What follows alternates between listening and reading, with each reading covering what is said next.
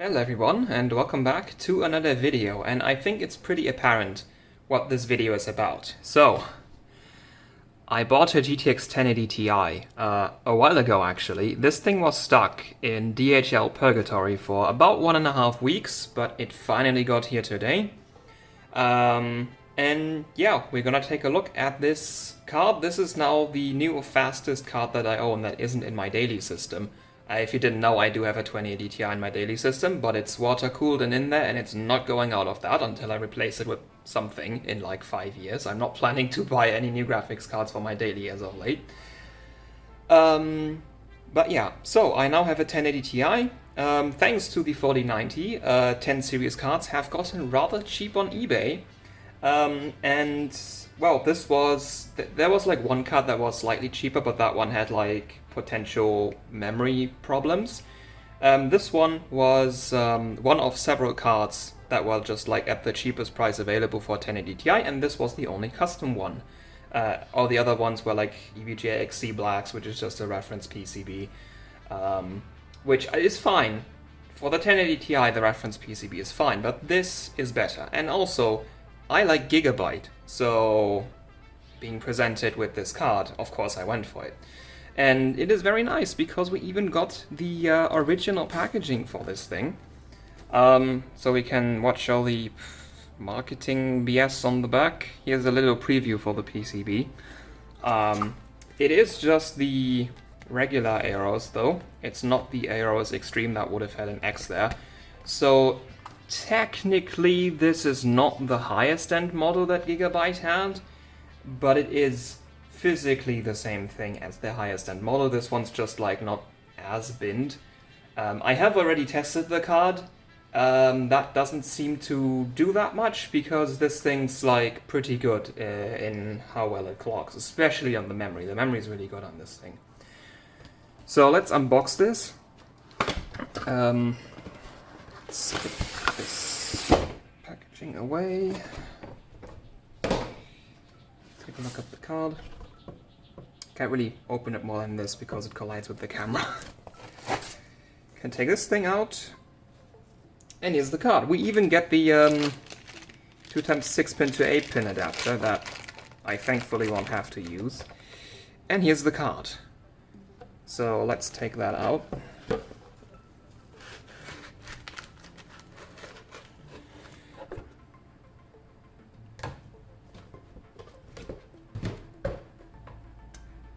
And here's the card. So let's take a closer look at that after I readjust the camera a bit. So here it is, the Gigabyte GTX 1080 Ti AORUS. And yeah, so this looks pretty similar to what my 2080 Ti looked like, since that's also an AORUS card. I have the Extreme 2080 Ti, but like, again, same PCB as the regular AORUS. This one has a slightly smaller fin stack as the 2080 Ti. Like, it is still a 2.5 slot. The 2080 Ti was a 3 slot.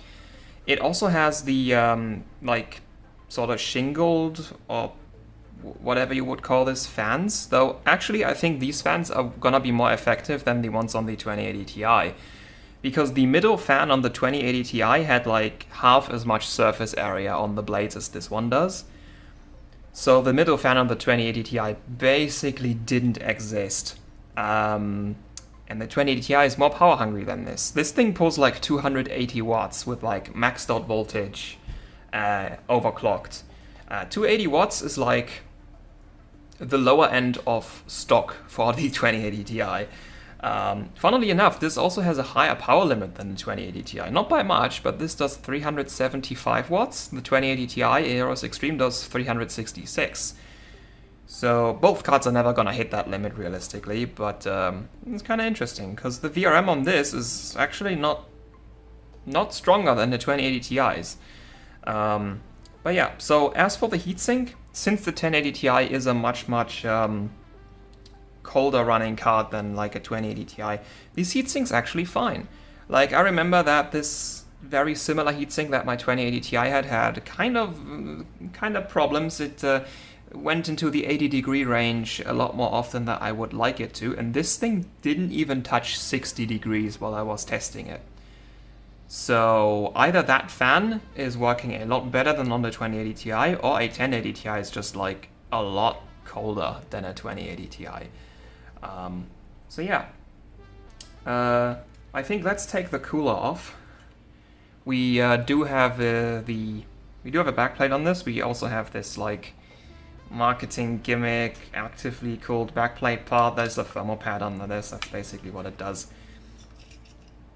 So, yeah.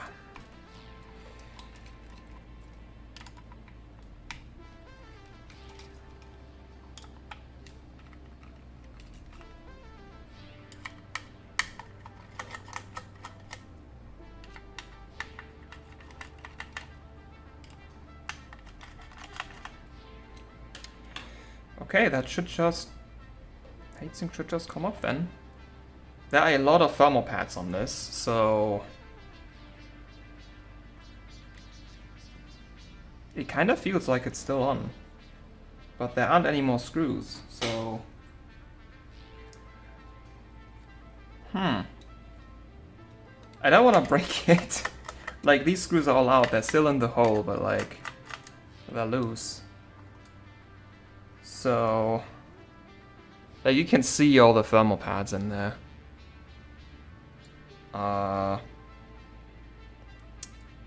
Like, usually I give it like a twist to see if it's moving. But even that it doesn't want to do. Oh, one of the screws just came out.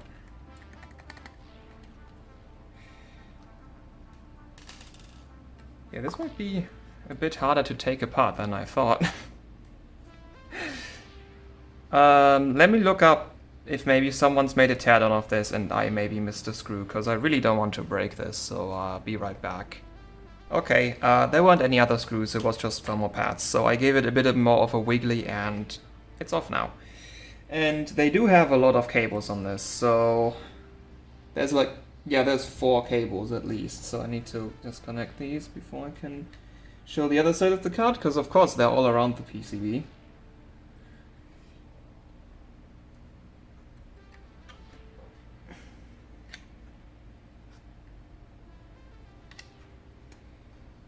Okay,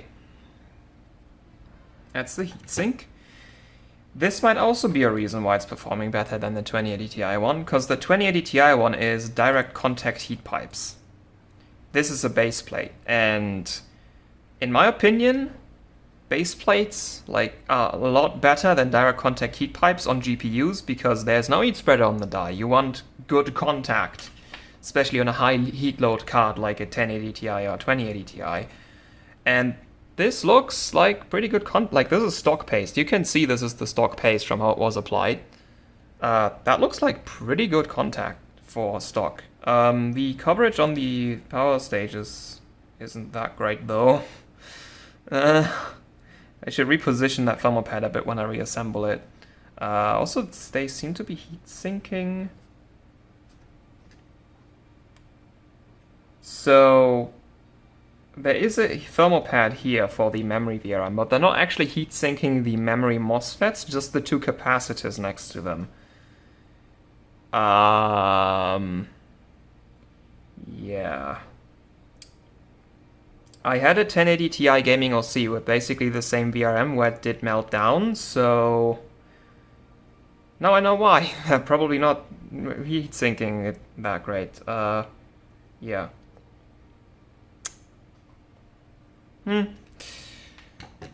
So that's a cool. How many heat pipes do we have? 1, 2, 3, 4, 5, 6, 7.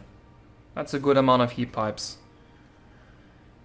So yeah, we've got a little bit more thermal pad. That's yeah, that's like contacting the fins. That's probably just, yeah, that's just the input filter. I mean, I guess it does help a little bit, because, like, it is more surface area to sink heat from, but, like, the input capacitors don't really have that great of a connection, like, well, I guess they have a connection to the high side part of the power stage slash MOSFET slash DRMOS. But whatever. So, here's the PCB. of the 1080 Ti AORUS Extreme. And this one, so this is a 1, 2, 3, 4, 5, 6, 7, 8, 9, 10, 11, 12 phase, effectively. In reality, this VRM is a bit weird, because this VRM is a 3-phase that's quadrupled. At least that's the conclusion that Bullseye came to, because there's only 1, 2, 3 doubler chips, or more like quadrupler chips. These two are not doublers, those two minor rails. Don't think that those are. So yeah, so it looks like the card's using quadruplers because there's only 3 of them. Now, I don't know if these could also just be 2 doublers in one package instead of a quadrupler. Then it would be a 6-phase that's doubled, which would be like a more normal thing. But I'm not aware of any dual doubler in one package. So I'm gonna work under the assumption that these are quadruplers, which means that this is a 3-phase that's quadrupled into 12. Now you can do that. You could also not. Seemingly it's fine. Like, I don't know, if maybe extreme overclocking, well, I mean, if there's a 1080 Ti that is an XOC modded up, doesn't have doublers or quadruplers, that one will probably have slightly better voltage regulation, just because having doublers or quadruplers at all adds a slight delay to your PWM signal.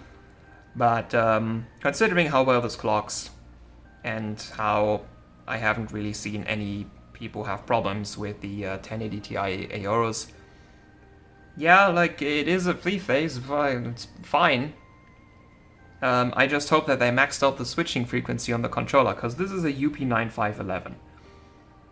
I think this maxes out at either 1 MHz or like maybe 1.2 MHz, and you need to quarter that, which is what you get on your diamoses, because when it's quadrupled, it doesn't halve, no, it quarters your switching frequency. So if this maxes at 1 MHz, best case, we can run this at 250 kHz, which is kinda low.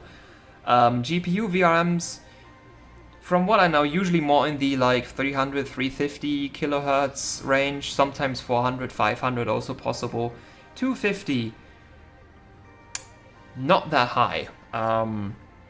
Now, of course, the UP9511 could maybe do more than 1 MHz, but even, like, it doesn't do 2 MHz, because that's what the UP9512 does. Even then, this would be 500 kHz, so it's just barely touching the higher end of switching frequencies on GPUs, if this was the, like, newer version of it. So, like, the quadruplers probably are not as big of an issue as you might think, but the switching frequency is gonna be pretty low on this one. Which might potentially be an issue. But, like, yeah, I mean, I guess it will eventually see some sub-zero overclocking, but, like, for now, this effectively replaces my 1070, which used to be my fallback card that I have in case my daily system has problems, or like I go somewhere where I can't take my daily system, just like, or like a friend comes over and wants to play. My 1070 used to be my card that I would use. Now this is gonna be the card I use, and my 1070 is now available for, you know, extreme overclocking mods. I'm still gonna do some stuff with this, it's just not gonna be sub-zeroed and like modded a lot. So yeah. Then for the diamoses, these should be FDMF 6823Cs, if I recall correctly. No, actually they're not. Oh, this is interesting. I don't know what these are. Z5036Q. I don't know what power stages these are. And these are also different dual end FETs, I think. I think the Gaming OC was using Fairchild. This is on semiconductor. So these might actually be actual power stages. I was expecting like a bunch of 50 amp diamoses, because the Gaming OC was using that, which... Okay. That's interesting. I don't know what these are. These might be like 60 amp power stages, if we're lucky. So yeah, that would definitely be like another dedicated PCB overview video because I can't really say anything now. I'm gonna look into what these are, and then once I make the PCB overview, you'll know more about it. More parts of the car. Well, we have Micron GDDR5X, because Micron's the only manufacturer that makes GDDR5X. The memory on this thing is really good. Like, literally maxing out the slider good. I can just max the slider on this. It passes. So, yeah, as far as memory clocks go, this thing's really good. Because as far as I know, you're not supposed to just like max out the slide on every card. The core is alright for 1080 Ti. Like, as far as I know, 1080 Ti's don't clock as high as like the lower tier Pascal cards, like a 1080, 1070, 1060. Generally seem to clock a bit higher. Because I've seen a lot of 1080 Ti's that just barely inch by 2 GHz, whereas like both my 1060 and my 1070 do over 2100 if you want. Though those are also like pretty good samples, both of them. But I have seen a lot of 1080 Ti's not really get that far above 2 GHz. And this one too, it doesn't do 2100, it does exactly 2050, and not a bit more. Like next step, which is 2062, like crashes in GT1 pretty fast. So while 2050 passes just fine. So it's a pretty drastic cutoff, which is kind of the same I see on my 2080 Ti. Like with static voltage, my 2080 Ti can push as much as 2145, but that's only with like really low temperatures. More realistic is like 2115, and like you give it one step more, just like insta dead. So yeah, like Pascal and Turing are kind of similar. Like Pascal, Turing's basically just Pascal with RTX bolted on and like a slightly smaller node. So yeah, it's pretty similar. Even like in power efficiency, it seems to be similar. Like Turing's a bit better because of the smaller node, but like this is about 2080 level with 280 watts maxed out. And like this thing maxed out, it's probably not gonna touch a 2080 Ti, but it's probably gonna tie with like a pretty good 2080. Or maybe a 2080 Super. So, yeah. I think we should also take the backplate off. Just kinda wanna see what we have there. Also, one thing that I've been wondering is I still have the air cooler from my 2080 Ti, which I really like visually. Don't get me wrong, the cooler on this thing also looks pretty cool. Like, it looks a lot better in real life than it does on any images. But I just kind of like my 2080 Ti's heatsink more on a visual level. So I was wondering if, like, the backplate and the shroud from that one fit on this. Oh, yeah. So here's all the thermal pads. So this is for the copper thing on the back. They are heat-sinking a bit of the memory for some reason. And the backside of the VRM. Okay. No RGB on the backplate. And here's the back of the card. So, are they doing the thing with the... Yes, they are doing the 560 microfarad capacitors on this still, which is something that Gigabyte has been doing for a while, which I really, really like, because like most manufacturers only give you 330s or 470s behind the core. Gigabyte, since the... I don't know, does my 780 Ti have this? I'm not entirely sure, but at least since the 980 Ti up to the 2080 Ti, I don't know about the 30 series, but for 910 and 20 series, they've been putting 560 microfarad capacitors behind the core, which is just more capacitance directly behind the core, which is pretty much the closest that you can put any kind of upgraded capacitance to. You can't really change anything about the layout because NVIDIA just kind of forbids you from changing like anything in this sort of square. But you can upgrade the capacitors. You can't really change what capacitors there are and where they are, but you can upgrade the capacitance. So Gigabyte just put 560s there, which can potentially help a little bit with overclocking, because like the closer to the core your capacitor is, the more effective it becomes.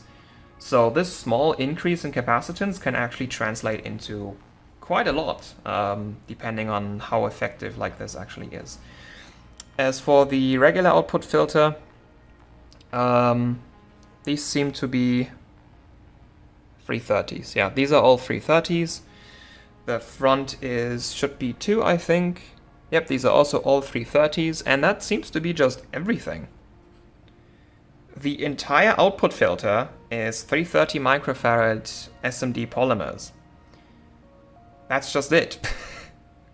Like 1080 Ti's don't pull a lot of power, and this is a rather high number of output capacitors. It's just that it's kind of unusual to see an output filter that's just entirely one type of capacitor on a high-end card like this. Like usually you see some multi-layer ceramics in the mix, and you can actually see these empty solder spots for some of them. They're just not used. So, yeah. I mean, I guess it's fine.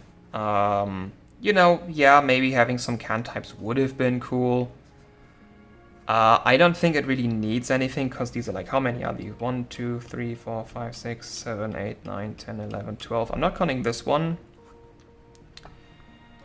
13, 14, 15, 16, 17, 18, 19, 20, 21, 22, 23, 24. So that's 2 capacitors per phase.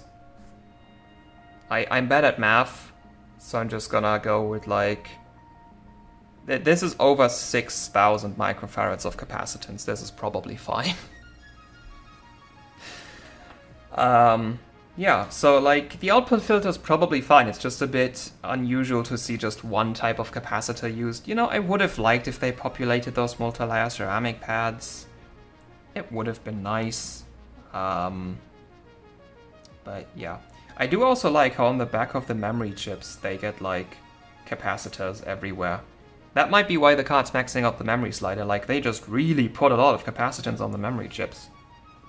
I think this one's on memory too. Because, like, the memory VRM is over here. It does have these 2 capacitors. But, like, this is something you also see on EVGA cards a lot, because they also have the memory VRM back here. They just put a lot of capacitors in this area, which is just the output filtering for memory. Because that's a lot closer to the chips than over here. So that's probably just memory filtering.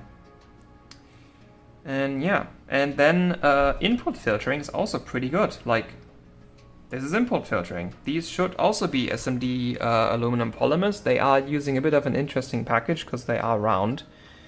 These are... Wait, these are not 680 microfarads. It's probably 68 microfarads. And then we have a more traditional assortment of can types over here as input filtering. So, like, Gigabyte is usually doing just fine with input filtering on their higher end cards. Like, they also used a very similar array on the 2080 Ti. So that should be fine. Like, there's like, 1080 Ti's don't pull that much power. This is more than fine for the input filtering. And yeah. Is there anything more to talk about? Well, you might have noticed that there's an HDMI port here. So apparently that was a feature that you can... Like, this is just a completely normal HDMI port. As far as I know, this thing's responsible for switching whether it uses this one or, like, this one, I think. Either DVI-D or HDMI 2. Or you can use between one of these two. You can't use both at the same time, and then... This also exists, which apparently was for a VR headset, that you can like plug in a cable into this and then route it through your front panel to just have a VR headset on. Neat feature, I guess. 20 series had that USB-C thing also for VR headset. None I really ever got used, but I guess it's there. It doesn't hurt anything. Yeah.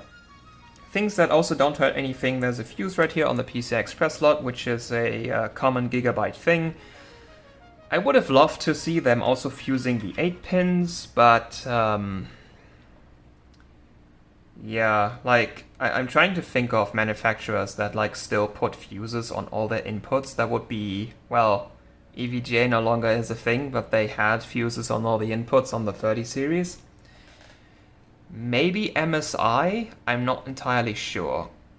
Asus and Gigabyte, well, Asus just doesn't have any fuses, and Gigabyte only fuses the PCI Express slot. Which is still better than nothing, because, like, you know, at least if something goes short, it won't blow out your 24 pin. And also on the other 1080 Ti I had, the memory VRAM blew up actually was on the PCI Express slot. Problem is, the person who had the card before me shorted the fuse and apparently turned the card on because all the memory chips and the core were dead. So I couldn't repair that card. Yeah. I kinda would like to see this theme fuse too though, but at least we have one fuse. It doesn't hurt anything by being there.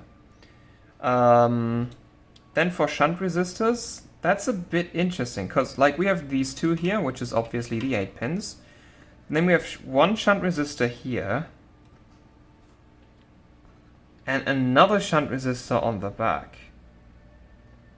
So, which is which? Like, which shunt resistor is responsible for what? There's only 3 inputs, but there's 4 shunts. So, yeah, I'm gonna have to find out what that is. Like, maybe it's like some power balancing thing that like it merges. Yeah, there's 2 power balancing MOSFETs right here. So maybe it's like merging some of the 12 power somehow, and that also gets measured again.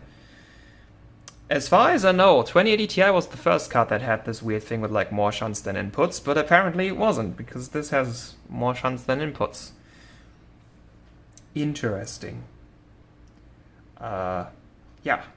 And I also just noticed, this thing has an RGB header on the back, even though there is no RGB on the backplate. Maybe this is actually gonna work with the 2080 Ti backplate, because that has RGB. But yeah, so I think I've said pretty much everything I wanted to say. Like, as far as a first look unboxing and teardown goes, like, this is the 1080 Ti AORUS Extreme.